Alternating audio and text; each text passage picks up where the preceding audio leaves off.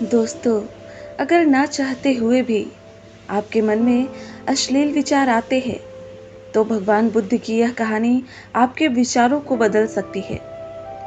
इससे पहले यदि आप इस चैनल पर नए हैं, तो चैनल को सब्सक्राइब जरूर कर लें, जिससे कि आगे की वीडियोस भी आपको हमेशा मिलती रहे।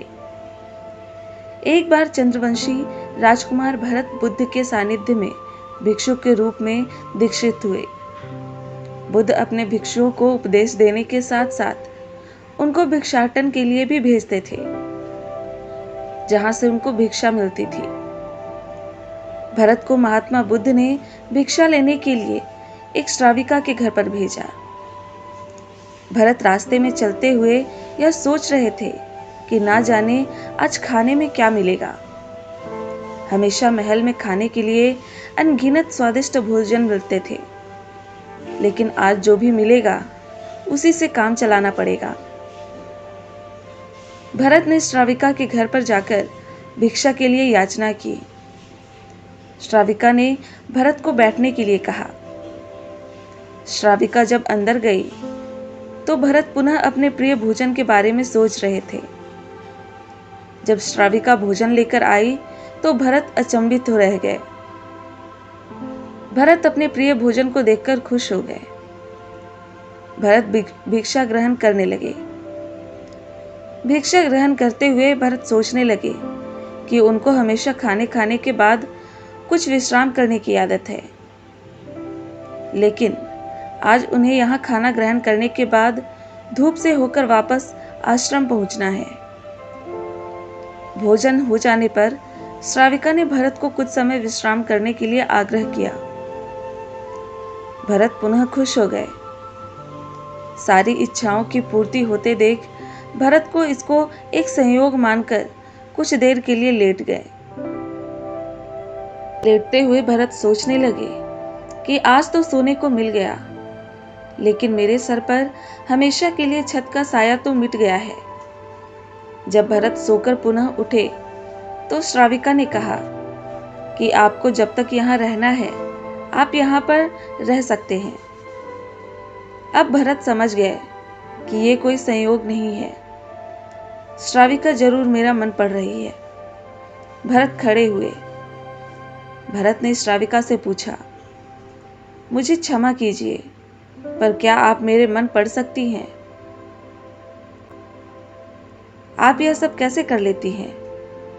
श्राविका ने कहा, शुरू शुरू में मेरे लिए ये कठिन था, लेकिन मैंने खुद के विचारों को देखना शुरू किया। शुरू में मेरे विचार की संख्या अनगिनत थी, पर मैंने अपना पूरा ध्यान उन विचारों पर केंद्रित किया। मैंने बिना पक्ष विपक्ष के अपने विचारों को देखना जारी रखा। धीरे धीरे मेरे विचारों की संख्या कम होती गई। मेरे सारे व्यर्थ विचार दूर होते गए। तब से मैं दूसरों के विचार पढ़ लेती हूँ। यह सब सुनकर भरत घबरा गए। भरत ने श्राविका से आज्ञा ली और वहां से निकल पड़े। रास्ते में चलते हुए भरत अपने मन के विचारों का स्मरण करने लगे। भरत के मन में श्राविका के बारे में अश्लील विचार आए। श्राविका ने भरत के बारे में क्या सोचा होगा? भरत को खुद पर शर्म आ रही थी। भरत आश्रम पहुंचे। भरत ने बुद्ध से कहा कि अब से वह कभी भिक्षाटन के लिए नहीं जाएंगे। बुद्ध ने भरत को नीचे बैठाया और कहा, क्या हुआ? तुम मुझे अपनी व्यथा विस्तार से बताओ।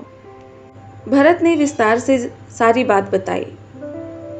भरत की बातों को सुनकर बुद्ध ने कहा कि आज से 7 दिनों के लिए श्राविका के घर पर भिक्षा के लिए तुम ही जाओगे, लेकिन तुमको कुछ बातों का ध्यान रखना पड़ेगा। कल तुम जाते हुए अपने चित्त को पूरे होश में रखना। तुम्हारे अंदर कौन से विचार उठ रहे हैं, उन पर ध्यान केंद्रित करना। होशपूर्ण और जागरूकता के साथ ध्यान करना कि कौन सी वासना तुम्हारे भीतर उठ रही है।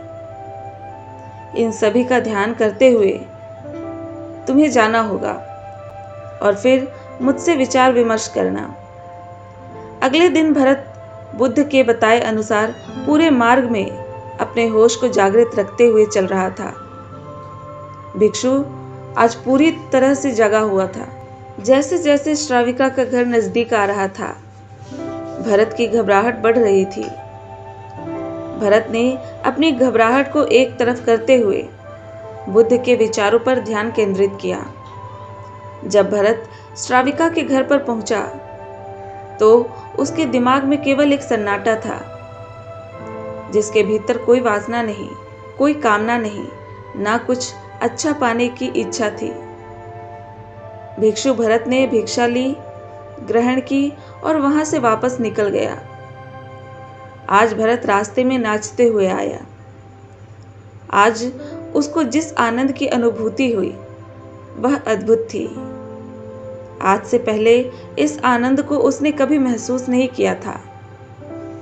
भरत ने आश्रम जाकर बुद्ध को प्रणाम किया।